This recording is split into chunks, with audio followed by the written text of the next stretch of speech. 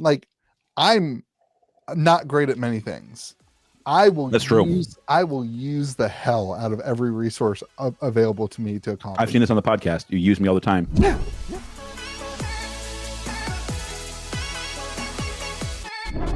God, this house is cluttered with all these crazy TCGs, Louie. If only there was a place where stores could log on and have all their games right there so they can run all the tournaments at once. Hold on, getting a call. What's that? That's a unified admin panel coming from Cardio, our newest sponsor? That's amazing. Louie, what's the link for that? Cardio.io/contact. Already wrong. Cardi.io/contact. It's up there. Whatever. Cardi.io/contact. Oh, are you filming? I hate starting out the podcast with our. I know. That's why I do it. Are you filming? It's so annoying. Whoa. Welcome to May This Be With You, America's most favorite Season 3 TCG podcast, where no matter how bad we do, we come back for more. I'm, of course, joined by the only other host this week, Louie DeGeorge. The only person who's been on every episode of this podcast. You can tell by the ratings. Not great. I am joined by the only one of my co-hosts that didn't get fired last season, George. I've never been fired. That's not 100% true, but do you think banning is the same as firing? Mitch and I definitely talked about banning you for a while. There's no chance. That would have been the world's worst podcast. What is up, everyone? Welcome back to May the Zoo Be With You, Season 3. Josh can't be here for the first episode, ever again, which isn't his fault. He has some family stuff going on, but we're going to make fun of it the entire episode because that's what we do with things that are awkward. So we're going to make fun of it because we love Josh. He will be here next week. Maybe not. Maybe if this goes super well, if this video gets 1 million views, bye Josh. Bye Josh. Bye Josh. Bye Josh. Hello Logan Paul. But we are going to start off the podcast with a new thing. We're going to read one of the comments every week. So this is my favorite comment from last week's podcast. I'm glad I start with the ad every week now because this is your payback for that, and I deserve this. I want you to know that. From Mr. Ray Rockstar. Congratulations, Louie. Thank you for letting go of Twitter and Reddit. Josh, keep up the positivity and fact checking. George is the GOAT like Magic the Gathering and Tay-Tay. I've never seen so many things be so wrong in one comment. What do you mean? I am back on Twitter. Yep. Definitely made a post on Reddit this week for the first time. Did you really? Yeah. I got a misprint Pokemon card and I posted it to try to sell it. Josh keeping up the positivity. I don't feel like Josh has been overwhelmingly positive. Not his vibe. Much lately. Curmudgeon. And George, the GOAT like Magic the Gathering. George's goatiest TCG. That's great. Mr. Ray Rockstar, he gets the podcast. What is up, everyone? Today we're going to be talking about all sorts of things. We're going to talk we are cooked. We are cooked. We are cooked. We've got our most important second sponsor, GameGrove.gg. Where you can now get a 5% off discount if you use the code May the Zoo Be With You, mtgcommunity. Use that code and you will save 5% off of any order. The podcast sponsors your tournament at the store, and the store sponsors the podcast. I didn't know about our first sponsor on this video until we started recording. Told you about it the day it happened. I didn't know it was serious. I thought it was a joke. I said where you fail, I succeed, like all things in life. All right, we're going to talk about foundational sets, Magic the Gathering's new foundation set. We're going to talk about selling Magic the Gathering. We're going to talk about October 3rd, which is Sorcery's release day. We're going to talk about One Piece tanking, and we're going to talk about the reprints of that. And then we're going to talk about how much Lorcana we're both ordering for set 5. 1K, baby. This is 5 or 6? This is set 5. Yeah. 12. Set 5. Okay. This will be good. I think we and you are going to really nail the Magic section. Want to make sure the viewers are ready, that me and you are ready to discuss some Magic the Gathering. All right. So Magic put out this past week. I saw this. Magic Foundations. Yeah. Okay. This is a new, it's not core set, but it's core set, right? It's a new core set essentially that's going to be legal for 5 years compared to old releases, which used to be within the standard rotation. It's for standard, right? Right. It's going to be standard legal for 5 years. Whereas all the other releases for standard are 3 years. This foundation set will be legal every 5 years. And they're going to play standard? And they're going to keep it in, hypothetically, they're going to keep it in print. Rumor is, I don't know where Rudy got this information, but Rudy is reporting the news that collector boxes are going to be limited. Who's more inaccurate, do you think, us or Rudy? Yeah, depends on the game. I would like to give us a shout out. I know we're sponsored now by gamergrove.gg, but like I would like to give us a shout out. We called Secret Set last week. Well, one of us called it. Do you think that's the first time we've ever been right about any topic? You giving it to we is a very you thing to do. If we're allowed to sponsor the podcast through your garbage, I think we's okay. Yes, we did call it. We did say there would be a secret set. I'm not going to lie though. This is not what I had in mind. No, because this is Garbo. This is total Garbo. I have no idea what they're doing, and this is Garbo. So, all right, there's a couple really interesting things with this. I want to start off by saying, let's pretend Rudy's right. Collector boxes, limited print run, serialized cards. Okay. Imagine, I know you don't know what this card is. Land of Wire Elves is a Magic the Gathering staple. Of course. One green mana. It's an elf that taps for 1 green mana. It's a 1/1 mana dork. Can I ask you a dumb question here?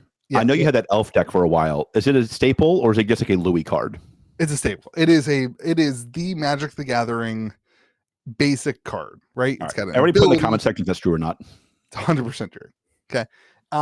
It's also the card they use to announce Foundation. So you know it. Yeah. Okay.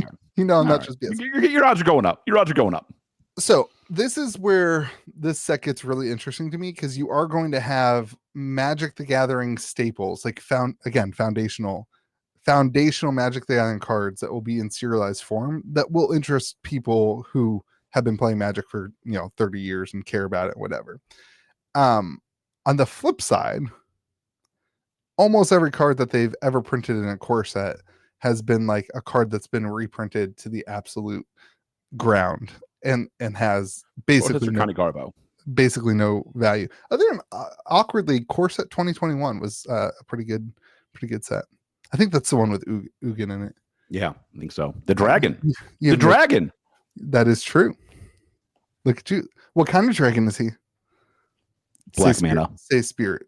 He's a spirit animal. He's a spirit dragon. And black mana.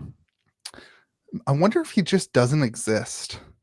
He's just like somebody's Rudy or the dragon? The spirit dragon. Ugin.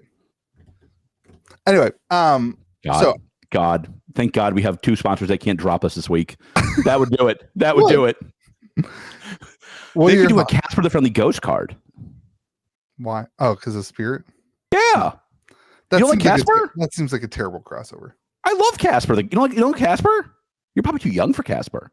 No, it's just like the friendly ghost doesn't. I don't know. Seems a little stupid. You want your ghost scary. Yeah, in dragon form. Yeah, I want to. You want scary dragon-like ghosts. I got it. So I don't know. I just don't know how you're going to sell this. It's in print for 5 years. 5 years. Yep. Who's buying this? Yeah, like if I were to put my order in tomorrow for Magic Foundations, 3 cases, 2 cases. A release of Foundations. Is there going to be a pre-release? Like, is this like a full-fledged set? That I doubt it. Right? This is probably. I wouldn't think so. So, I don't know. I do like a couple of the parts. I do like the idea of a draft set that plays off of just Magic the Gathering themes. That's not like right now we're getting a lot of themed Magic, right? So you got Lord of the Rings. You've got Assassin's Creed doesn't count because it's not really like a draft set, but even like Outlaws of Thunder Junction is like Magic, but it's pew pew, right? Like it doesn't fit the Magic narrative. I like the idea of having like a regular draft of something like this that feels like base set Magic. But as a store, I can do that anytime I want. Yeah. By drafting a core set that's like a $75 box on TCG Player. Yeah, I don't know who's buying this. You're going to have some sales on week 1 because people like new stuff. Like, who's buying the set in 2 years? I don't know. No way. And also, like, if nobody plays standard, why are they doing why is this why are they being like, oh, it was in standard for 5 years? Well, and any of the cards that are going to be in here have to have a billion singles on the market. It doesn't even make it that. I don't like. It doesn't make it easier. It doesn't make it easier for somebody to get into the game because that person's not going to buy a booster box. That person's going to get singles from their friends, right? Like, is there a master set this year? There's not a master set this year. Why do they do a master set? People love master sets. No, they've overdone master sets like crazy. No, you can't overdo it. That should be one a year. No, I totally agree. They should get rid of master sets. What? Because right now they're doing remastered sets and master sets. They're essentially doing a master set every year because of that. Right? We had Ravnica remastered at the beginning of the year this year. I learned about this. It's all from one plane. Right. Yeah, so like that's essentially a master set. I mean, it's all reprints.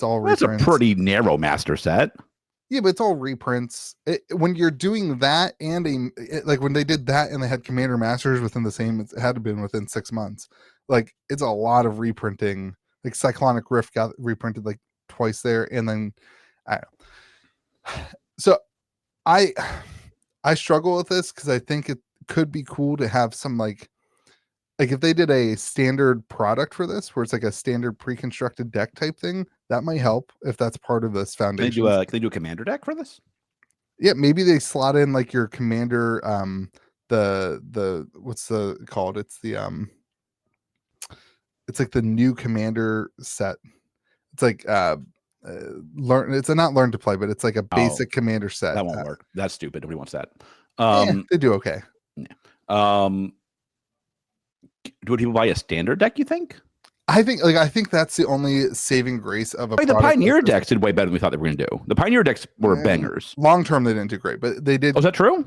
No, yeah, they're like worth it. They're pretty much worthless now because they reprinted everything in the deck 500 times. But that's going to happen with Magic. I mean, that's not a fair critique. I agree. Yeah, but that's their motto. I think if they do this and there's actually good standard decks, like reprint decks that you can buy a deck and then play standard, that could be a really good thing. I've said for a long time they should do that with Pauper, because you can't kill the value of a Pauper card.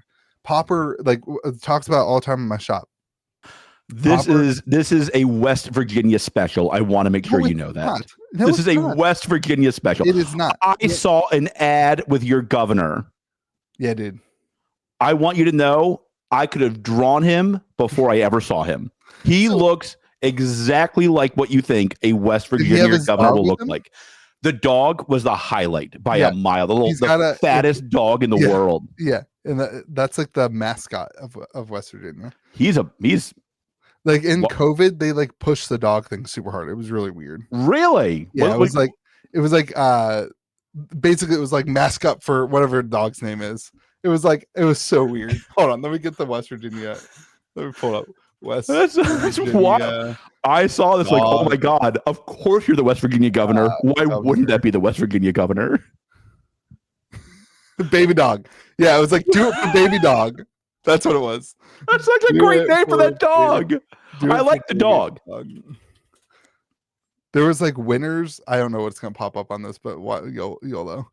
It was like do it for baby dog round 2. It was like I think it was like how they did the like mask up and stuff. I don't know. I don't remember exactly what it was. We raised like $1 million or something. I don't know. It was crazy. Your governor. Put up the picture. I don't have a whole lot of things to say about West Virginia. I don't know anything about him. I just know he's baby dog is massive, dude. That thing is. Dude, well, I know where he gets it from. If it helps any. Oh, stop it! You're not that light. I ain't that light. I ain't that heavy. All right. Anyway, did you put a picture of him? I did. Yeah. So foundations. So we were talking about Pauper. If you go to buy a Pauper deck on TCG Player right now, the shipping costs like $30 or $40. Like the cards in it are like $20 to $30, $40 maybe. Why is shipping $40? Because you have to buy them from all these different sellers. Like, I got you. You're paying an extra $1 per card basically for your deck. But this is the same, if they have a foundations and they have like a set of Pauper decks that's really good and a set of commander decks that's fun to play, that's $20 for a new player or something like that, and a set of standard decks that could be a really cool thing. I don't love the randomization booster pack stuff with I pulled a Llanowar Elves. Like it just like doesn't make any sense. Oh, Shivan Dragon, yeah. I mean, like it just is Shivan Dragon and Pauper? No, it would be a rare. But I was talking foundations like. Will Shivan Dragon be in this? Probably not. No, because that'd be dope. I love Shivan Dragon. That's my kind of card, baby. See, like that's the type of stuff that would be fun to draft, and I'm sure people will be excited to draft foundations just because of I mean it's gonna be a draft set for a week. It's gonna be a 3-week draft thing. Yeah, they'll be excited. You sell a ton of boxes for 3 weeks and it's gonna die. I don't think you'll sell a ton of boxes. I meant for draft. The collector box, maybe. Like I think the collector. I'm super skeptical of that. It'll be interesting. Like I don't know. Like we're gonna really see the power of serialized cards. Yeah. Oh, that's fair. But like we're gonna see how many people. I go back to we talked about this with Brothers War. The Brothers War serialized cards. Brothers War. I would pull one and be like, I don't know this card. This card sucks. I don't want to put this in my deck. Whatever. If you pull a serialized Llanowar Elves, you're like, oh, that's cool. That's a card that I use in 15 different decks. I can slot that in. I'm excited about that. That could be a really cool thing. The other side of it is, what do you do with the rest of the boxes that aren't serialized cards? That's where I think this breaks down. But anyway, I mean that's okay. Cracking packs. We didn't talk about the legality part. Isn't it going to be super confusing for standard players? Something that's legal for 5 years. I don't think anybody plays standard. That's true too. But like something that's legal for 5 years compared to everything else non legal, it's just so complicated. I don't get why they're doing that, to be honest. Like, what's the benefit of that? I assume like in 3 years you're like, oh hot damn, I gotta get this box again. Like that seems odd to me. I mean, what they wanted with core sets was the idea of like you have the same cards that everybody knows consistently. So like one that comes to mind is Doomblade, right? Like destroy target creature or whatever. So you have those types of cards within the format all the time. That's cool.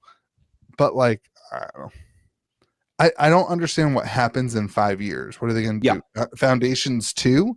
And they're not going to have Llanowar Elves in? Yeah, of course they are. Like that. Or they could have Llanowar the little elves in there too. That seems crazy to me. Why? I mean, if this works, there'll be more foundations. It won't. My gut says this is they do foundations and they don't redo it in 5 years. That would be my prediction. I don't know we do it in 5 years. The question is, we do it next year or in 2 years? No, they're saying this will be in stock in print and at show for 5 years. Yeah, but they could do like Foundations 1 and Foundations 2. What did they say about the 5 year thing? Hold on. Foundations with cards legal and standard until at least 2029 is what they say. At least. Yeah. I don't think we see a new Foundations until 2029. Sounds like maybe 2030. Yeah. I'll be dead. Magic 35th anniversary. Anyway, interesting. I don't think it's gonna be very good. I think it's gonna be pretty bad. That's to be a rough set, I think. Yeah. All right, let's go on to selling Magic. So you've had a store for how many years? A few. Do you even know? No. That's crazy. We just opened it in Texas.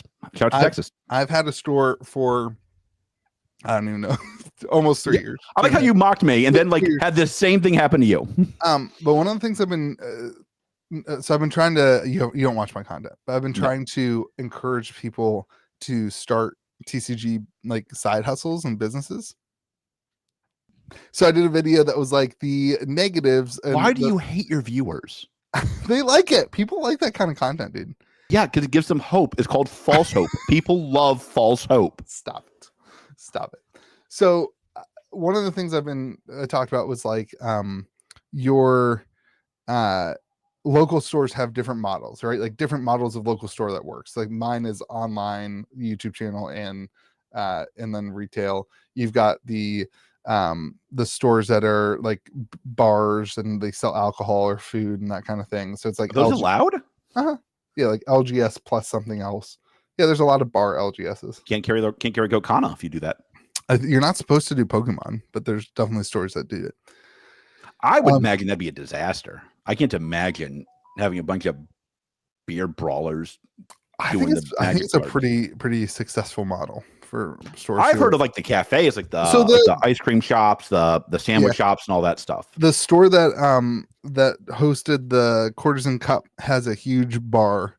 Like their whole top level was a bar, and they have like they get pizza catered from different places. It was cool because your profit margins on that stuff are so significantly higher than everything. Anyway, so that's the second model, and then I did like the 1%er store, which is like the comment section was like, "Did you just call it the banana stand?" the 1%er store. Don't call it friends of the podcast. I didn't call them out. The comment section said you did. The comment section thought I was, but I didn't. But you know, you got the store that has huge budget, unlimited resources, so it buys lots of product at low rates. And then you have, I called it the 0%er store, which is like West Virginia. Yeah, no, but it's like your friend who was like, I don't like the LGS, so he goes and starts an LGS, and it's not even a business, it's like a side thing that they like to do, and they're open like 3 hours a week. They, you know, it's just I knew somebody that bought one of those. And then recently the videos have been who bought one of those LGSs. Somebody was like trying to get out of one of those, and somebody's like, should I buy this? I'm like, absolutely not. Like, well, I'm doing it. I'm like, great, thanks for the call. Those are the LGSs that are dangerous, man, because what happens with those LGSs is they take business from a full-fledged business LGS, and then those players go to that LGS because they'll get product at cost or whatever, and then that LGS eventually dies. The one that's the friend, right? Like something happens, they lose their job or they get a new job or whatever, and the business goes away, and then those people have nowhere to play again. And then it also negatively affects the stores that are running businesses because they lose out on the anyway. Then the other side was like, you can also create a business around. You got hate for the banana stand and the hobbyist. That's a lot. You got a wide breadth of hate. That's what I respect about you. That's why we get along. I also have a wide breadth of hate. It's not a critique. It's a compliment. Continue. So then the other idea was like, you don't have to have. How many ideas were there? This is 2 videos. I'm just updating you so we know what we're talking about. So then the other idea is like, you don't have to have an LGS. You can just like sell cards online, sling singles, that kind of stuff. So brings up this idea. Go work at Starbucks. Go work at Starbucks. Go work at Starbucks if you're going to do that. Somebody who owns an LGS, you hate the idea of magic business. Yeah. Why? Why is that? Let me be very clear. I got guilted into my first store and I got guilted into my second store. Mm-hmm. This is a terrible business. It's a terrible industry because the margins are absolute dog poop. The margins are terrible. You have to take all of the risk as the store. Mm-hmm. The model doesn't work. And so it's part because of the people you said. Like I got nothing but love for the banana stand. I will eat a banana after this in their memory and in their honor. But like, listen, you ain't gonna compete against a banana stand. I'll be frank. You ain't gonna compete against me. Right. I'll get lower prices than you. Yeah, not anymore. Definitely. And so like at the end of the day, like you're competing in a market where you will have higher costs and less access to sales than a lot of other people. Right. But don't worry, you can live your dream of owning a failed LGS. So this is if you take the model of running a store and selling product on TCG Player. That's where that I mean, like, I don't get it. Like, so let's say you're a hustler, right? Because what you're basically saying is like hustle culture, right? The new trend, hustle, my side gig. I want to call it new. Well, whatever. Maybe for you. Maybe it's just reaching your Facebook, feed. Excuse me. I'm on LinkedIn. And so the shout out to Chris. I just don't get it. Like, I mean, like, what do you make? Like, if you're a hustler, what are you making on singles? 30%, 40%? Not even. Mm-hmm. I would say it would be 30 to 40%. But that's not true because you got to ship them, and you're gonna mess up sometime. You're gonna mess up something. I was calculating that. I mean, if you buy a collection at 50%, TCG Player takes 15%. You get 35%, and you better never mess up. Sure. Oh, and you got to ship it. So, okay, so that's another model, right? But that works for some people. For some people, they enjoy it. Some people don't like. And I think that's the important part. If you're not telling, if you're saying this is a hobby, this is what I do for fun. Godspeed. Enjoy yourself. Hustle away, my little hustlers. So you know what I think it was for me, and what I think it is. I was talking to shout out to Screenwatcher33. I won't say his real name because I don't know if he wants me to. But his YouTube name is Screenwatcher33. What up, Rick? Rick? No, not I Rick. just guessed. Yeah, that was a bad guess. Rick? Whose name is Rick? Shout out to Rick. If your name is Rick and you're in the Discord in the comment section, please let us know. I think that's a non-existent name anymore. Brad? Yeah, maybe. No. Anyway, so Screenwatcher33 and he was talking about, he was like, hey, I haven't been able to get to the LGS to play lately, but I've found myself really enjoying engaging with a hobby by selling cards. And so that's great. That's wonderful. I think that's a good chunk of people. And so I think it is too. And I'm fine with that. And I sincerely support that. If that's how you interact with the hobby, and it's a hobby, Godspeed. I support it fully. But Louis, you and I had many kitty chats when you were thinking about opening the store. And my advice, and when I was thinking about closing the store. Yeah. Like my advice to you was very simple. Like you should do it only because you have a following on YouTube, because you pump and dump on YouTube patrons. And so like, without you pumping and dumping on YouTube people, you should not open a store. I don't think that's true though. Like I think it is. I think that if you are going to be involved in Magic, one of the Magic, the thing with Magic is Magic, you can be a high volume, low profit seller. That's a way to do it. With Magic, you can be a single seller. With Magic, you can play the longer term Rudy investment game, or at least 5 years ago, you could play the longer term Rudy investment game. Listen, I'm not advising that anymore. That seems like that is dead. That was a Who thing. knows? Like, you could legit do that, but go buy stocks. Yeah. You know what's a lot easier? Buying stocks. You don't have to worry about Louis' leaky basement. You can do the cracking Magic boxes at release for singles thing. You can do you can do all these things and you can do the whatnot thing, right? That's another new popular one that a lot of people are doing. Is it whatnot dead? No, but there's whatnot. There's YouTube Live now. There's TikTok Live. There's all these different platforms that people are doing this on. Do the dances on TikTok and then go sell some cards afterwards. I like that. So you can create a lot of different things in Magic. Where this falls apart is I'm not convinced that a lot of the indies you can do so many different things with, because of the value of singles. Why are you looking? Of course, there's no market, right? But with Magic, there's a lot you can do, and I think that's a win. Listen, I think it's a big win for Magic. I just think, I mean this. I love y'all. Do this as a hobby, not as a job. Yeah. If this is how you want to spend your time, listen, like a side hustle. Stop it. Go work at Starbucks. I do a lot of things that that don't make hardly any money, but I do it for fun. If this is that for you, I think that's good. I can't work at Starbucks between the hours of 9 p.m. and 1 a.m. Who's buying your collections at 11 p.m.? I can list cards on TCG Player and they can sell throughout the night and all day, and wake up in the next day and go to work, and then I can log on and I can ship out my 15 cards from the. I think I don't recommend this to people. I say if this is, again, if it's a hobby, I'm supporting it. I think there's something. I think there is something to say about the culture of your hobby becoming your business is such an Americanized thing. I think there's something to be said about that, because you lose your hobby. You know why? Because we're the greatest freaking country in the world. Happy 4th of July to all of you. Anybody who's not American, log off right now. Go learn some freedom, then come back. Continue, Louis. Are you doing any fireworks this week? Dude, we do fireworks big down here. The problem is I live on a lake. Okay, hold on. Tell me this. What are the odds of on Friday when this podcast goes live, you have one less hand? No fireworks that big?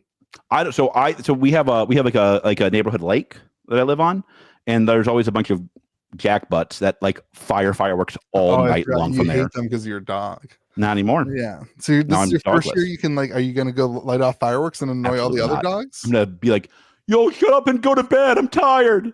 I got my LASIK appointment on Friday. I'm getting my consulting. I got my consultant for my LASIK. So you're not supposed to look at the fireworks? Well, I might have my consultation on Friday. Oh. So while you guys are watching this, I might be blind. I think you're already blind. Isn't that why you're getting LASIK? Who said that? My daughter wants to light off fireworks this year. Let her do it. How old is she? She's 5. She's 4. That's fine. That's plenty old. No. She's also scared of them. That's complicated. Her lighting off fireworks is that 5 years ago, I bought way too much fireworks before I had kids. I bought way too many fireworks, and I had all the bottle rockets left. Yeah. And so in my garage currently from 5 years ago, there's still packages of bottle rockets. And occasionally when we're bored, I'll be like, kids, come back here and we'll shoot off. I'll shoot off bottle rockets. This is the most West Virginia thing I've heard, other than Why? seeing your governor. Why? It's like three. They're like it's tiny little bottle rockets. Like 3 p.m. You're like, all right, kids, fireworks time. I'm bored. Let's go get some candy and shoot up some fireworks. So she thinks that and the meth head. The little things that you throw in the I used to love the pop rocks, the little popping things when I was a kid. She thinks those are fireworks too. So that's what her idea of fireworks. Those are safe-ish, right? Yeah. Are they not? I put them under the toilet seat sometimes on my wife. So when she sits on the toilet, that's good stuff. I imagine, I bet you those are like a lot less strong now than when we were kids. Oh yeah. Yeah. Do you remember the baggies that you would pull and they would like foam up and then pop? They were like army grenades. Dude. Dude, those were so cool. The fact that I'll tell you this, the fact that my generation still survives is amazing and shows that we're doing it all wrong. Do they not make those anymore? I can't imagine. I haven't seen those in years. I can't imagine. Those were cool. Those were really cool. So I think Worst Carolina doesn't allow fireworks. We do it on here. So there's a whole bunch of fireworks stores. I have no clue. I don't think fireworks are legal to launch in West Virginia. I think they're only legal to buy. Or maybe it's the anyway. There's all these fireworks stores that pop up just for 3 days, but nobody's ever been arrested for launching fireworks off. I don't think. Wait for that governor. You can just run from him. You have to run fast or far. The dog was the best part. I liked the dog. My point of this topic was to talk about there are so many different ways to sell Magic compared to other games, and I think there's customers. I think that's why you see so many people excited about the idea of starting some sort of side hustle in Magic, because there is opportunity for them to do that, and that's an interesting dynamic that the game has. That's it. It's the only, you can probably do it, maybe Pokemon. I would say this though. Pokemon's wilder, dude. Those Pokemon guys who flash their PayPal balance and it's I've got 70 grand to spend this month on alt arts, and they're just grading them to get the 10s. Those guys are crazy. I mean, I would say this: if you want to make it a business, I would actually focus on an indie. I'd become the guy in that indie and do that. There's a lot of risk there. A ton of risk. I mean, I do that. That's kind of what I tried to do this a is little bit with Sorcery. What? Sorcery, Cryptic. No, I haven't taught. I have been. Yeah, but you were the Cryptic guy. You were the Cryptic guy. I was figuring out my life. I was figuring out I was still. Well, you had you were the Legions guy. Yeah, I was. That's when things were bad, man. Remember that?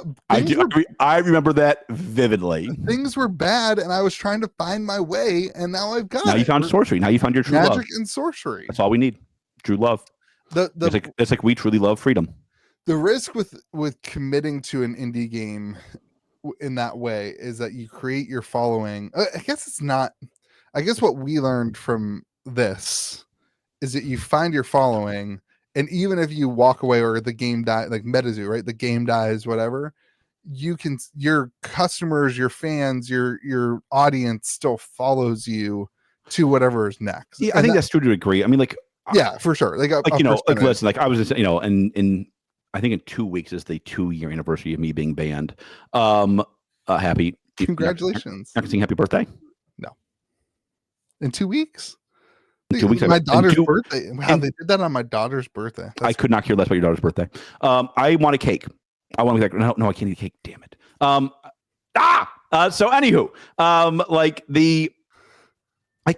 what we learned from that is if you're going to be a personality, if you're going to be something that's media related, you got to be either likable or hateable enough to keep your followers. Yeah. And I would say I think that's not a bad business model. I've done nothing to monetize it, and Louis has tried to steal my fame and steal my wealth through this. Yeah, that's your fine. YouTube channel. That's true. Yeah. So should I mention this? I will mention this. So I actually have an Instagram account. Oh God. And I was.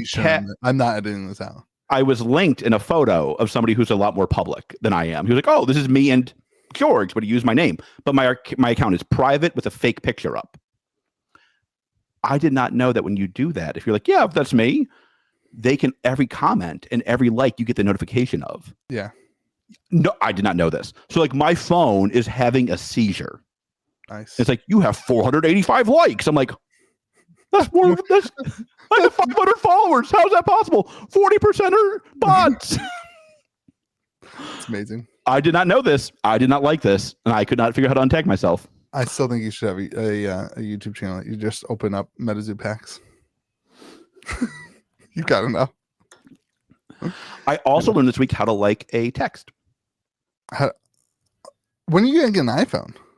I thought like, you were on the. Do you want me to get into this? I'll get into this. So I was like, I'm part of a company that's a tech company, and they're doing a lot of like coding and smart person stuff. Like they want me to like look at stuff and test stuff. So like I need a laptop. I didn't know if my laptop could handle it or not. This laptop is 7.5 years old. Nice. That doesn't surprise me at all. 7. That's why the camera's so great. And like, so I was like, all right, I'm gonna probably need a new computer. It's like, well, get an Apple. I'm like, I don't want an Apple. But like, they all have apples. Like, what do you do? Yeah, you get an Apple. You have apples? I do. I have a. You have a 1%er Apple, right? I have a PC that I built, and then I have a Mac Studio or whatever, the Mac desktop, not the big Mac, not the Pro, but the Studio. The problem is, like, I'm on Spotify. I'm on these things. Well, you can get Spotify on Apple. Oh, really? I thought it was Apple Spotify. Music. No, I have Spotify. Yeah, you can delete all the Apple apps and stuff like that now. The problem, Apple, you heard me complain about my Apple products used to last 7 to 8 years. Like you could buy a computer and be like, I'm buying this and it will last me 7 to 8 years. Yeah. They have totally gotten rid of that. Is that true? Yes. Well, they got caught. They got caught with planned obsolescence in their iPhone though. In the iPhone, right? So it's in the other stuff too. If they're doing it with the iPhone, they're doing it with the other stuff too. I gotta say, if my like Dell computer can last me nearly 8 years at this point, I bet you that Apple lasts me a little while.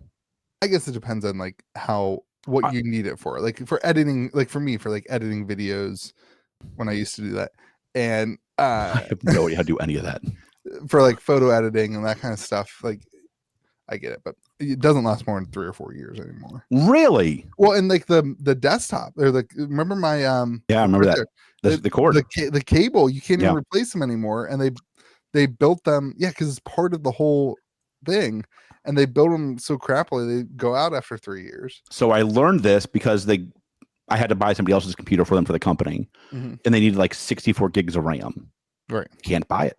You gotta like either buy the unbelievable computer and get to 96 gigs of RAM. Yeah, it's like this is a scam. And they make them so you can't upgrade them anymore. So that's the big thing. That's the thing I learned. I was like, I'll just buy them a couple sticks of RAM. They're welded in. Nope. Yep. Crazy. All right. Great Magic topic, everybody. Good job. We nailed it. I'll be honest, than I thought we were gonna do. Yeah. This is the worst start to a season we possibly could have had. Why? I don't know, Josh. That's fine. We're recording in the afternoon. That's great. My kid's watching TV, and I just got home from. That's fine. I like it. I can see the light. I like this. I like the afternoon. Yes, you do look. You look better. It's dark, and my freaking camera is 7 years old. Of course, you're not going to be able to access light. All right, welcome to the Sorcery segment, everybody. October 3rd. This was spoiled. Where is Sorcery? It's on the unified admin panel at cardi.io/contact. Yeah. That's where you can go to the Sorcery Play Network if you are a store. Thank you, Louis. That's a great point. Good job. So cardi.io will be running events. They'll be running my event. October 3rd, we're doing a draft for Arthurian Legends, and then October 4th is a Saturday. We're going to do a sealed 6-pack release party at Game Grove. For anybody, I already have a bunch of people who told me they're coming. There's like a whole group of people coming up from Cincinnati, or I guess down from Cincinnati. So we'll have a lot of Cincinnati. What's there to do in Cincinnati? The Bengals, dude. Cincinnati's great. Have you ever been to Cincinnati? No, dude. There's a pizza place in Cincinnati. Oh my! What? I don't remember the name of it, but I could probably get in my car right now and drive there just because I remember where it was. Why was it so good? They have like a spicy sauce. The dough, it's like a not deep dish. I get it. No, spicy sauce is game changer for pizza, and it's like total game changer. It's like a deeper. It's not deep dish because deep dish pizza is just soup. So like it's like a deeper crust and like a real thick crust. But then the spicy sauce. So good. So good. Spicy sauce is game changer pizza. Yeah. That's fair. We legit, before we had kids, we went there. There's some stuff I don't want to get into it. We had a friend who was in the children's hospital out there. Bringing us down. Sorry. Yeah. Can get worse if you want, but we won't. Anyway, and Did they die? Let's not talk about it. Anyway, we went there, and then like a couple months later, we were just like, hey, remember that pizza we had? And this was like before we had kids. We're like, remember that pizza we had? And my wife and I was like, yeah. I was like, let's go to Cincinnati. And we like drove to Cincinnati. How far is Cincinnati from you? Like 3.5 hours. Okay. We drove, we got pizza. I think we found I think it's right outside of the baseball field. So we like went to the Cincinnati Reds game. We had fun. Right. Did you see Ken Griffey? Did we see Ken Griffey? No, he was on the Reds years ago, right? I don't know. Baseball wizard? Anyway, the events. Oops, that's the wrong thing. I don't want to open that. The events, we're running draft and sealed event on the Saturday. So here's my question. I'm ready for it. Sorcery spoiled their dates. Gosh, where did they spoil it, Lou? We don't remember. On the podcast. We're so hard on this podcast, the only place to go for the most up-to-date TCG news. Sorcery spoiled their dates on our podcast. My podcast. And they are attaching these dates not just to my tournament now, because my tournament is on the 4th and on the 3rd on release day. And I am putting all my eggs in the basket. I love that you're doing this again. I love this. Take two for you. I am putting all my eggs in the basket that October 3rd, this will, it's not even the 3rd. We're so bad at this. It's October 4th and 5th. I am so bad at this. There's no we. This is your section. You do know that, right?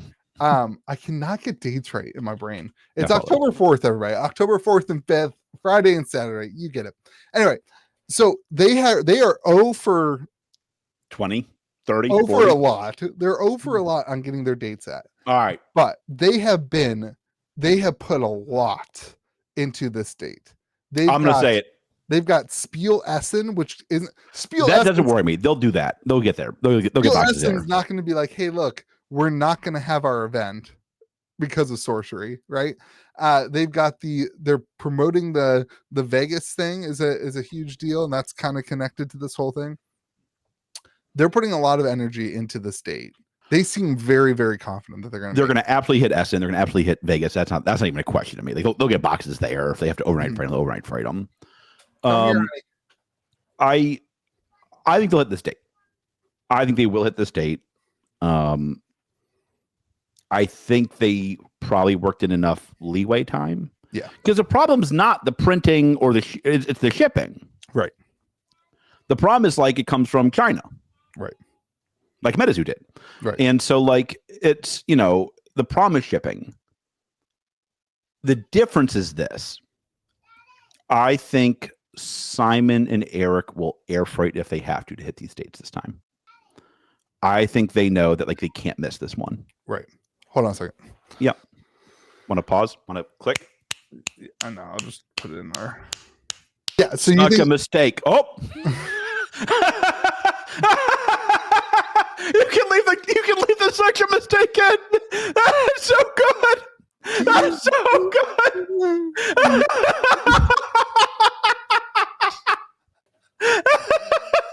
Not your biggest mistake. No. I'm gonna make that in October. So your point here is that they will air freight it to the events, but you're saying if they can't make they're not going to air freight it to distro to get it out. I think they will. I think. Let me be clear. I don't think they're going to have to, but I think they will if they need to. So they I'm can't be the contrarian point. They cannot be the company that can't deliver on time. So I'm going to make the opposite point. I don't think they'll air freight. I think that they could have released this set. They could have. I think their initial date was like June, and I think they were like, you know what? Let's push this back so far that we will not miss a date. Because this is the advantage. I think that's true. This is the advantage of a one set per year thing. This is the advantage of it, that you have a lot of lean weight. You're not like if you in your internal meetings delay something by 2 months, you're not then 2 months closer to your next big release that matters. You're not taking something from 4 months to 2 months, right? Like you're not timing things super close. This is an advantage, I think, of a one set a year thing, that if your sets turn out to be instead of 12 months apart, they're 9 months apart. It's not like a massive thing. I think they want to have a consistent release. I'm guessing that will end up being October every year. We'll be anticipating the new set. It's a great release time. I think you're right ahead of the schedule for Christmas. You get some of that Christmas shopping later on of like your second waves. Why are you looking like that? You don't think? Who's giving Sorcery for Christmas? Oh, come on. Who's giving Sorcery for Christmas? I'll ask for boxes of Sorcery. Yeah, you will by foot. You're gonna do as in your. But it's not necessarily who's asking for it for Christmas. It's also like Christmas spending goes way up. You get way more loosey goosey on spending in Christmas. You're like, I just bought my great aunt a $50 present. I'm certainly going to buy that $50 card I've wanted, right? Like people get a little bit more leany on their spending in Christmas. So I think October's a great release time for them. You also listen, the good and bad part about when you release is it doesn't matter when you release. Sure. Like there's not a bad time to release if you're doing once a year. You also have like the main Magic sets come out in June. You have Lord of the Rings was a June set, Modern Horizons 3 was a June set. I anticipate that Marvel will come out in June of next year. So if you have October, you're past the like major Magic the Gathering hype cycle. You're going to have some releases that are going to be around it. That's always going to happen. But you're not competing with the major Magic the Gathering set every year, which is by and far going to be the Sorcery. Sorcery's not worried about Pokemon people. Sorcery's not worried about, they're kind of doing their own thing as an indie. They do have a lot of crossover with Magic. So I think that matters. I think that's true. I mean, I don't think it matters when they release, to be honest. Like, I think October's fine. I think July would have been fine. November would have been fine. It doesn't matter when they release. Yeah. It's once a year. People want it or not. Yeah. Like, that's the thing. I think they'll hit their date. I mean, like, again, like the thing that gave me the most confidence last week with the GOAT Simon, who we loved on the podcast, definitely the funniest guest we've had by a mile. Yeah. And the nicest. He gets it. He gets it. Simon gets it. Was like, he didn't say, this will be easy. I got to turn these 3 levers and boxes magically appear, which is what a lot of other indies have basically said about everything. Mm-hmm. He said, this is going to be hard and it's going to be a challenge, but I think my team is up to it. I think they also started this not today.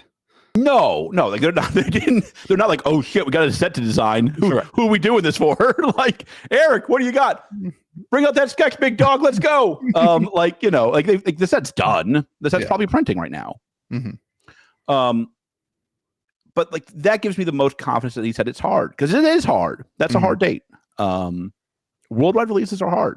Yeah.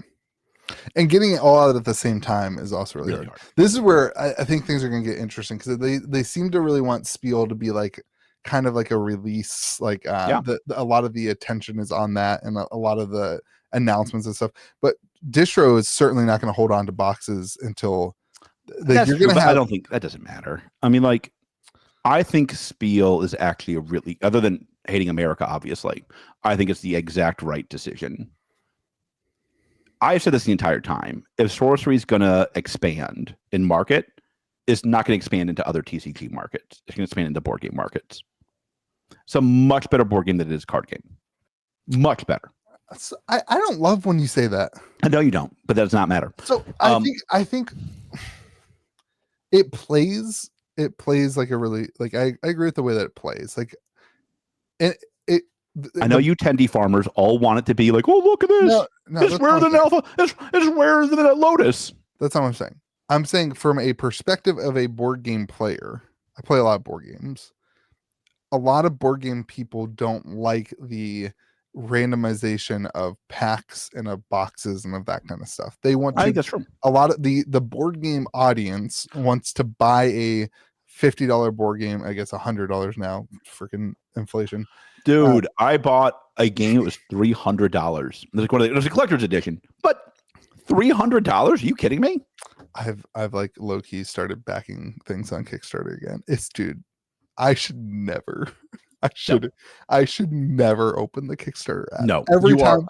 I can't imagine anybody more dangerous on the plane than on Kickstarter than you, I'll be honest. Well, and then like it used to be like my wife literally Your ADHD and OCD combined into a terrible force. So 4 years ago, before Kitchen Table TCG, Yeah. back when Louis was in charge of just me and my family's budget, and we didn't, my wife was just out of grad school. We were just, whatever.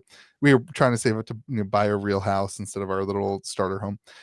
I like was buying stuff on Kickstarter. And my wife was like, "You just need to delete the app." Like she was like, "You can't have the app on your phone."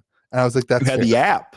Oh yeah, now I have the app again. But like it was like every time I would open up the app. I never thought about a Kickstarter app. Oh, dude, it's so freaking dangerous because they recommend stuff to you. And like, listen, now it's even worse because it's like a business expense now. Now it's like I can justify it as like, oh, I'm testing something out to see if it's a business thing, or I'm using it to cultivate a community at the shop, and like it's like a. So now I'm just like, oh yeah, back that. Oh yeah, back that. Have you played Wingspan? So Wingspan I have, but I haven't played. Well, I don't have Wingspan. I have Wormspan, the dragon version. I'm not a bird fan. Theme does nothing for me in any game. It is a game of cubes and movement. I do not care at all about. Do you know how to play Wingspan, Wormspan? Yeah. All right, we need to play. I need you to teach me this week. I'm going to see you in Myrtle. I'm going to see you in Dirty Myrtle. Maybe. What do you mean maybe? I cleaned the whole week for you. Yeah.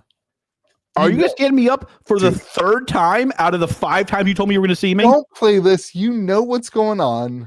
I know I'm going to get stood up for the third time out of the 5 times you're supposed to see me. Very bad car issues this week. Oh, there we go. Again. Very bad car issues. Shout out to our sponsor, GameGrove.gg. Gamer Grove. You can 5% off. Oh, the code should be Gamer Grove. What? The discount code for our podcast. You did mess that up as always. Should be Gamer Grove, not MTZBWY. Fine. Gamer Grove discount is 6% off. Yes. I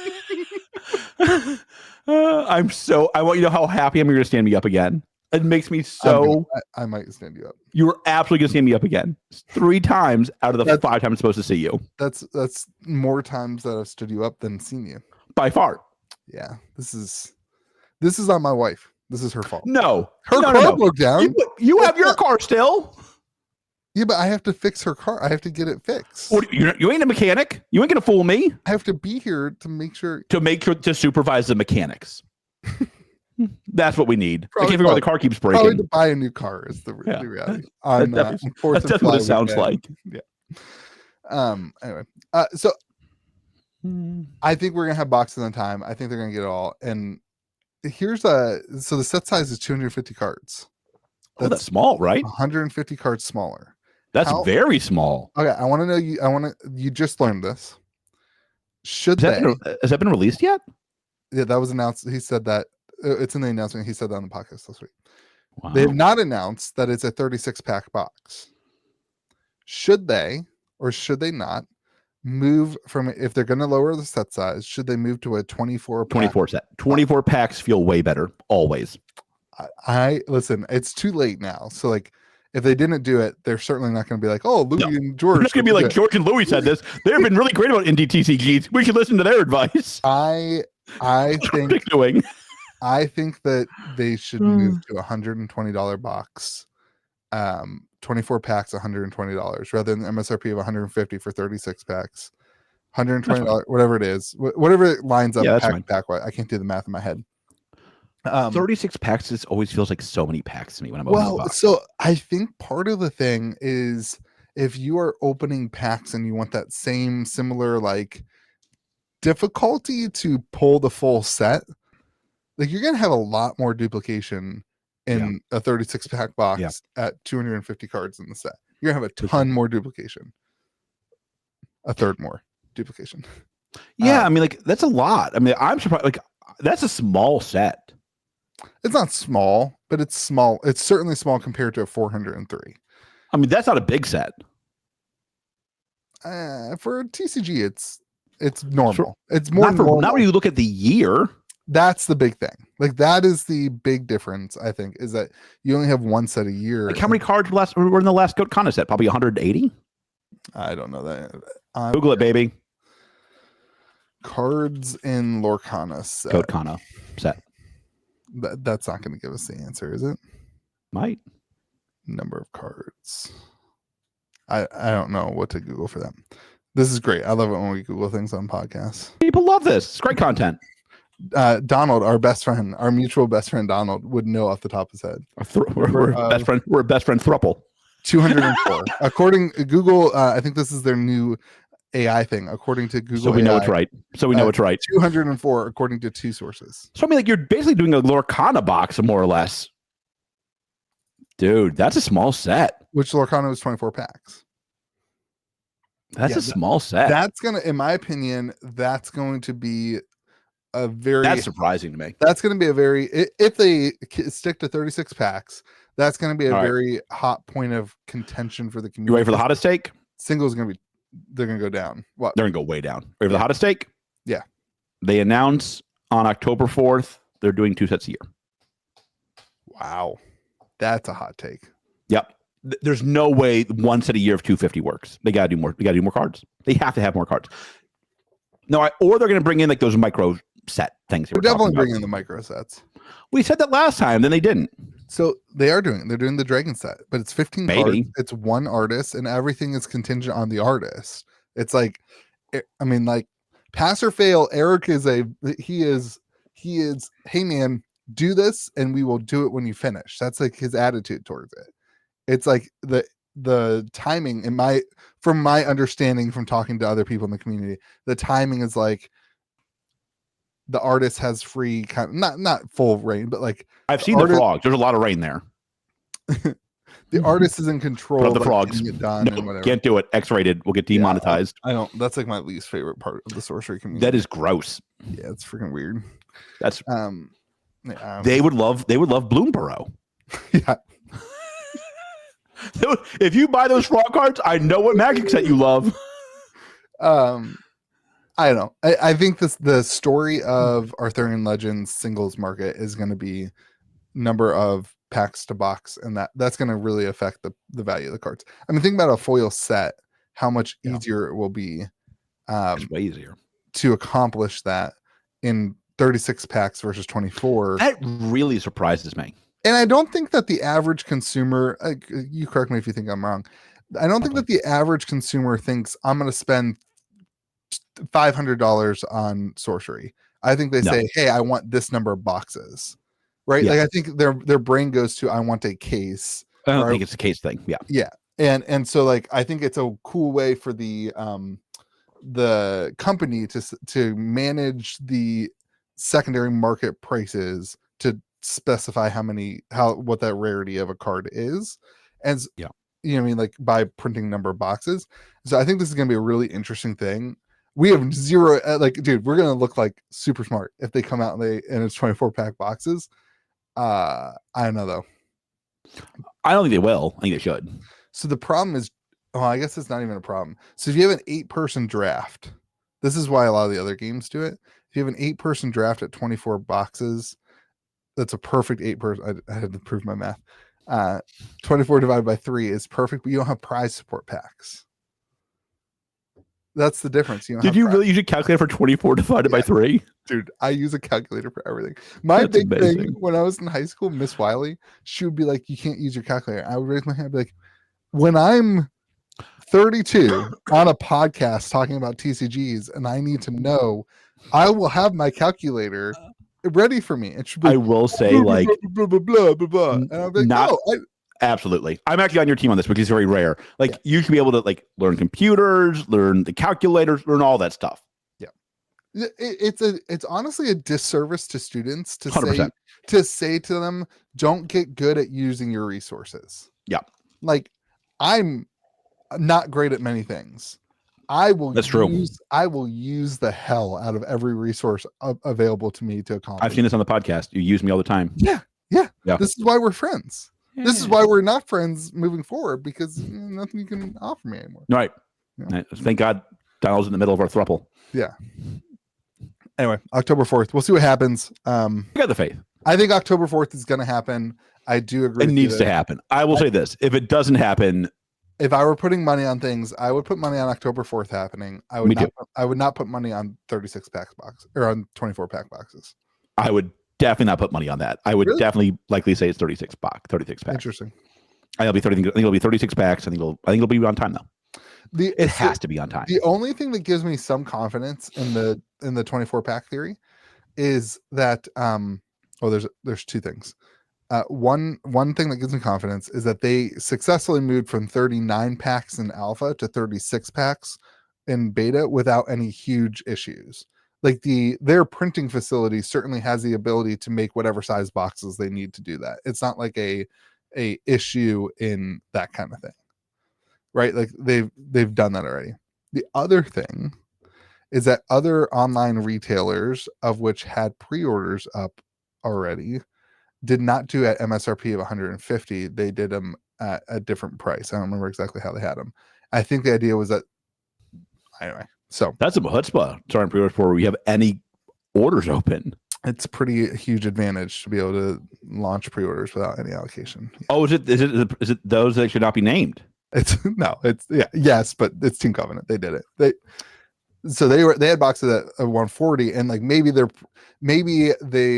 have them at 150. I think full announcement of stuff, but yeah, it's interesting because Distro has no info. So I'm glad Team Covenant does.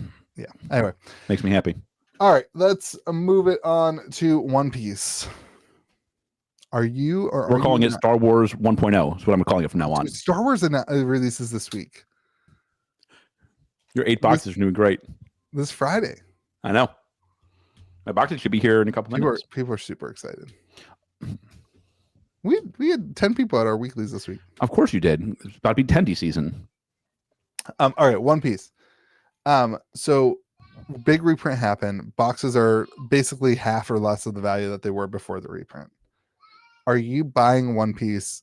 If you cared about it, would you be buying One Piece on this downturn, or is the cat out of the bag and One Piece is just not as popular as we thought it was? One Piece was the next one that we got wrong.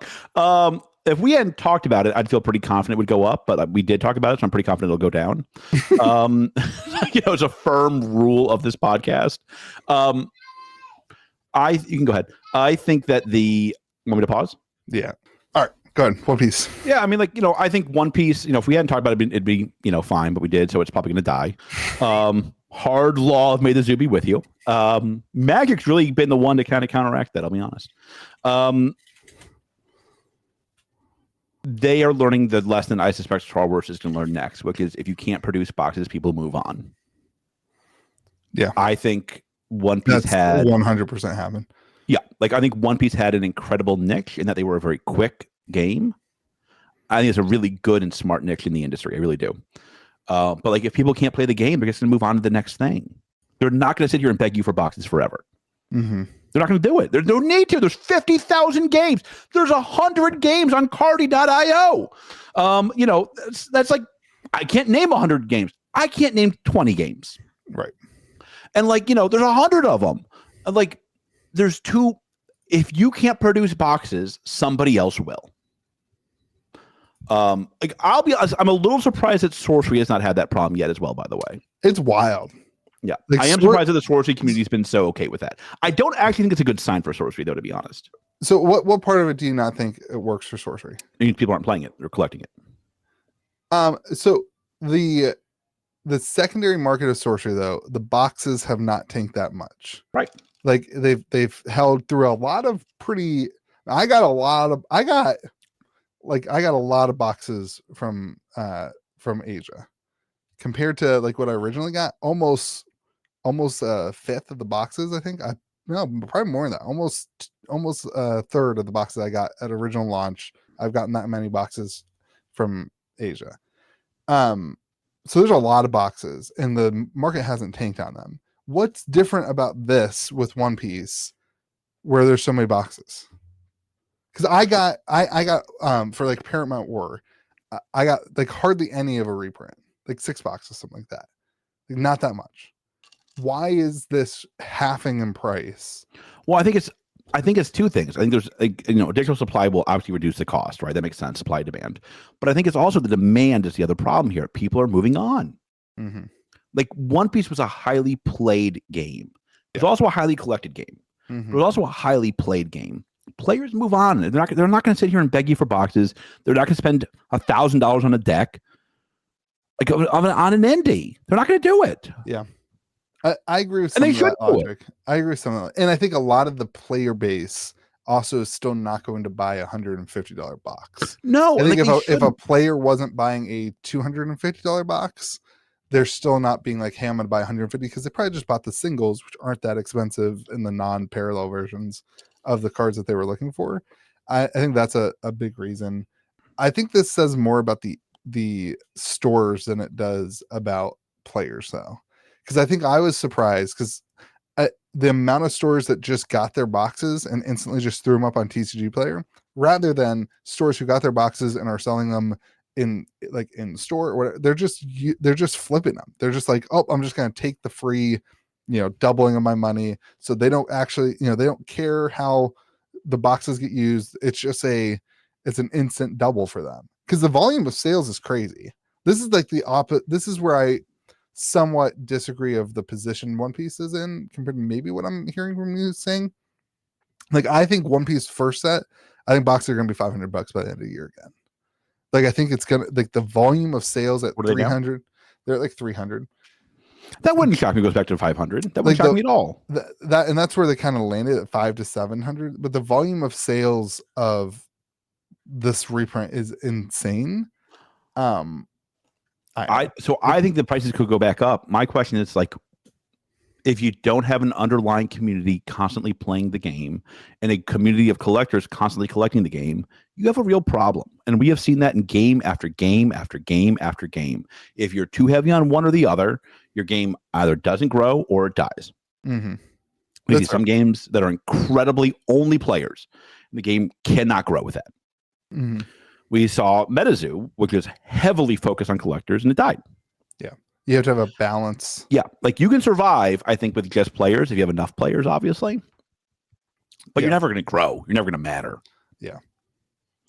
Yeah, and this goes back to what we were talking about with Magic, where if you have an ecosystem, like Magic has an ecosystem, that there's enough businesses that take advantage of enough different ways of selling things, because there's also the customer base, that if you overprint boxes and the boxes tank, well, then the single sellers just scoop them all up and and buy stuff and crack it open for singles. And this is where One Piece has, I think, a problem, is there's so many of the businesses foundationally dependent on One Piece move on to things like Star Wars. Like, that's another thing. I know a lot of One Piece people who do Star Wars. They're doing the same thing that we're doing in Pokemon and in One Piece. They're grading Star Wars cards. They're doing that kind of work. They're doing the same thing with Lorcana. Like, Lorcana has a very similar, like, I think Lorcana would look very similar to this if they did a massive reprint of set 1, chapter 1. Of course it would.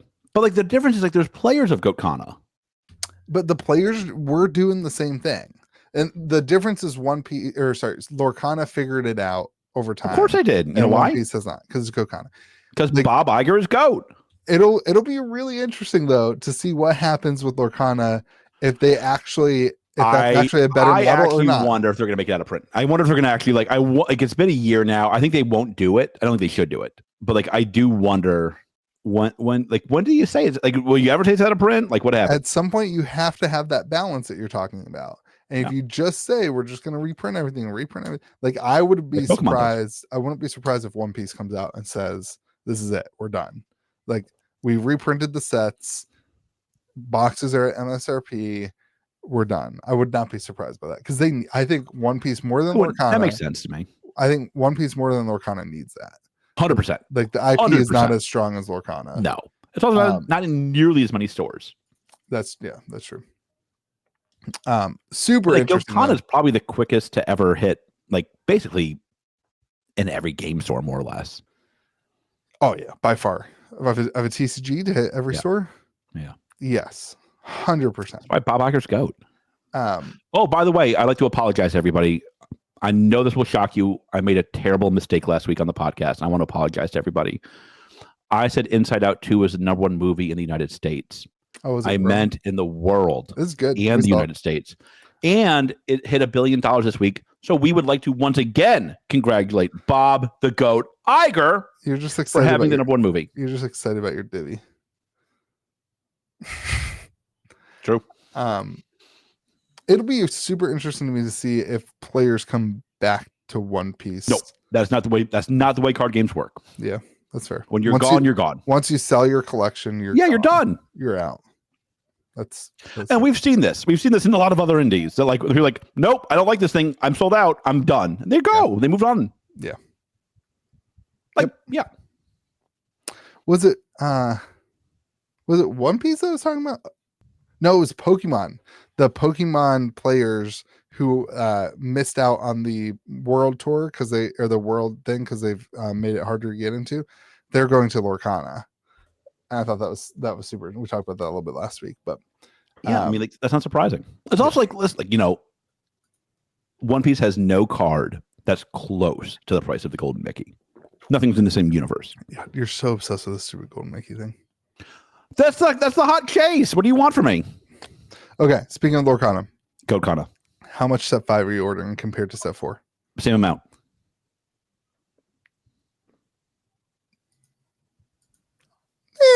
Are you? Same amount. Are you? Same amount of troves. And playmats. How many boxes? A little bit less. Yeah. I mean, like, listen, like, they did what they needed to do. Like, that's good. That is good. This is what every game should strive for. I am ordering the boxes I want and need. What's that set called? Ursula. I hate that it's not called Ursula's Revenge. Where's she returning from? It makes no sense to me. Donald's going to leave it in the comment section. He's typing it right now. He's furiously typing it right now. I told you 15 times. He definitely did tell you 15 times. The it's the lore, Louis. It's the lore of the lore. Have Donald drive you to Dirty Myrtle. Yeah. Because you both my best friends. So boxes have Donald and your wife stabilized out. Boxes have stabilized out on TCG Player at 110. At 108. Oh my God. Which is after fees and shipping. No, sir. No, sir. No, sir. It's better than Pokemon. Absolutely not. It's better than Pokemon. Yep. It's still slightly worse than Distro. Wait, what? It's still slightly worse than Distro after fees and shipping. No. Yeah, you're losing out on $25 a box. You ship like a lunatic. No. And also, I'm not going to name names. I'm not going to name names, Louis. I want you to know that. I respect you, and I respect you and Josh too much for that. But 2 people in this podcast predicted boxes would be under $100 by now. That's fair. I did 100% predict. And so did somebody else in this podcast. I'm not going to name names like Josh. That's why we kicked him off. Yeah, I'm right. We have not made fun of Josh enough on this. Not nearly enough. Not nearly enough. We should probably just re-record. Refilm it. Like, yeah, I mean, like, that seems like a totally reasonable number to me. I'm surprised it's that high, to be candid. Like, there's a lot of boxes. And they're still open order. I don't think that's true. I saw it again today. I'm pulling it up right now because I do not believe you because you keep lying about this. They're available to my patrons. I believe you. That was code for I don't believe you. They're on open order to my patrons right now. Well, that might be a you problem, not an us problem. Nobody's asked for it. I don't know why. That's definitely Why don't people buy the game I FUD? It's a mystery to me. Because the EV is below $100 a box. No, it's not. There's no way that's true. I may misquote the EV. The EV, where is it? We're both looking things up right now. We're so bad. Great content. Great content. There it is. Great content. The EV currently is $88 a box. I don't believe you. That's cards over 35 cents. Inkland is sold out. Where's Ursula? And is market price. That's not even low price. Market price of singles. Yep. Market price. I'm gonna see how many there are before you. Yeah, no, there's 8 available, Louis. Do you want those 8? Do you want those 8? I promise. I bet you 8 boxes. You buy those 8 boxes, and there's still more available. There's 38 in one distro and 8 in the other. You want them? I guarantee you there's more boxes than that available. You and I, you don't, like a clown. There's lie to the 46 availables at the entirety of distro. You're like, it's open order. It's open order. I'm sure once those sell out, they won't find another pallet to sell. It's not that distro. That distro doesn't do that. I'm sure, buddy. I'm sure. EV is $88.13. Cards above 35 cents. Market price. I'm not ordering it. I think I ordered 400 boxes from each distro of Ursula's Return. I lowered it to 120 per distro. And that's fine. I mean, I'm also doing pre-orders instead of at MSRP. I'm doing pre-orders at 125. where can they do that? GameGrove.gg. GamerGrove.gg. Yep. And what's the code for that? Oh, yeah. If you use the code, I guess you're getting 6% off of that too. If you pre-order right now. Gotta say the code. How are you I don't remember. bad at advertisements? GamerGrove. Because you're supposed to be the pumper. I can't pump. It's like I don't like selling my own stuff. I have no problem pumping my own stuff. Yeah. I don't love it. I'm also trying to do the math of if I lose money if they do 6%. Boxes are now 129. No, it's fine. I mean, they should be the goal of every indie. You're ordering the boxes you want and need for your community. That's fair. That should be the goal of every indie. This is not an indie, though. This should be the goal of every new game. Sure. I agree with that. But so here's my thing. I think Lorcana entered the market so hard that it shouldn't be looked at as a new game anymore. Dude, it's not a new game. It's not an indie. No, like at this point, it's a successful. Of course, like, I think it would be. I think Lorcana more than Lorcana will be around for. Can you imagine if this game is around 10 years? The prices. Like Lorcana has created an audience. I think that is pretty deep now. So like that risk level, I think, is lower.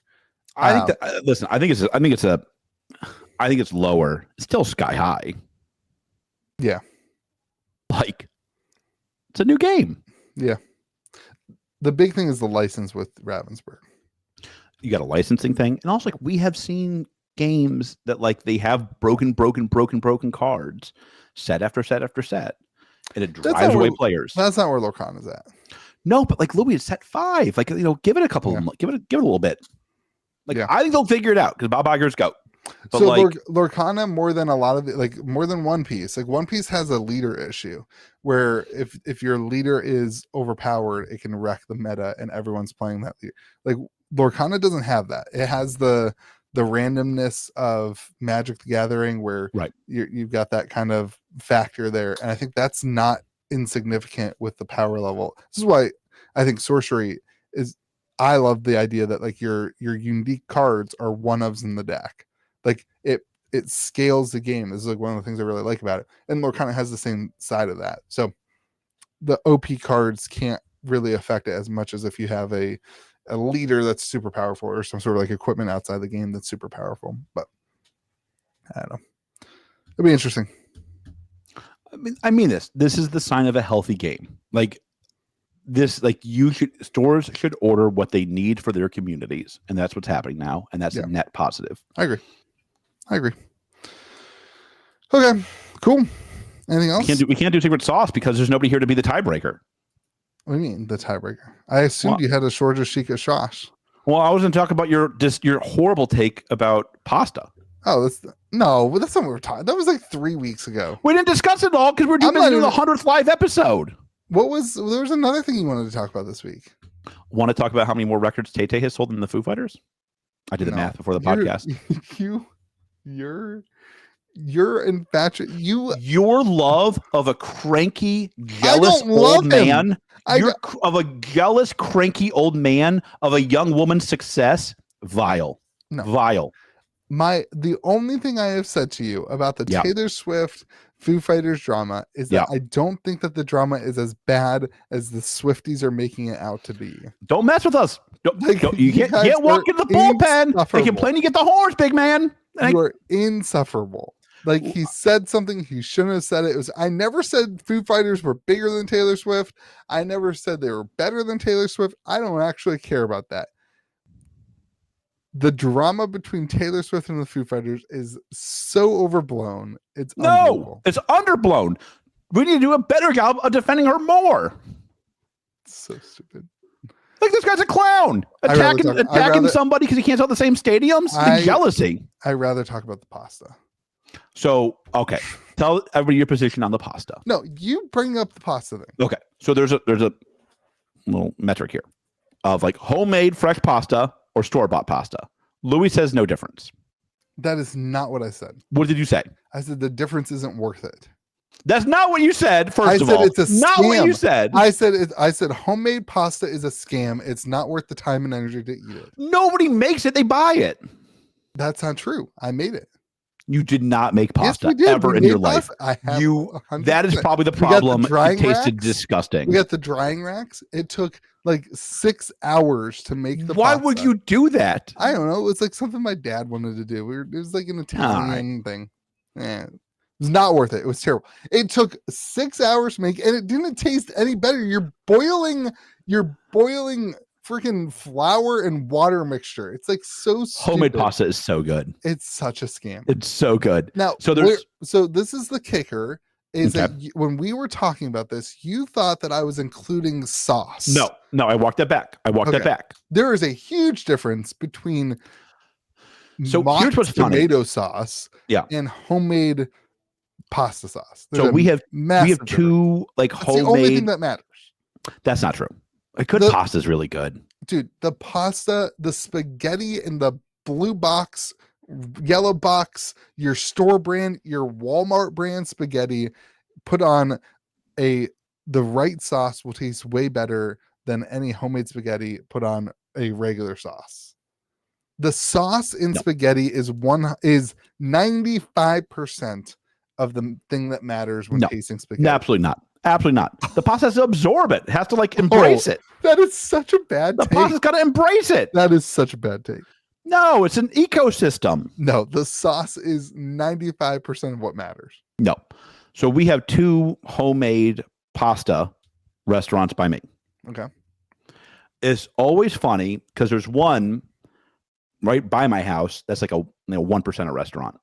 It's like $45 for a pasta plate. Okay. You should be thrown in jail if you charge $45 for pasta. I agree. Like you should be executed in the center square. God, all I can think about was that pasta cheese wheel thing I had in wherever that state was I was at. Remember us talking about that? The other one is at Folly Beach, which is like the hippie beach town. Love Folly. And it's like $14. They're both and handmade. It's better. It's homemade and it's better. And like people won't go there because it's it's my vibe. It's a little trashy like me. I like it. Yeah. And like it's That's so much by far better. the best way to by far. Like I was like fancy Italian is way worse than trashy. Way worse. Yeah. Way worse. Sorry, Olive Garden. As a trashy Italian, I like much prefer the trashy Italian. Absolutely. They do the rib, like a bone-in rib every Friday. It's pretty good. That's good stuff.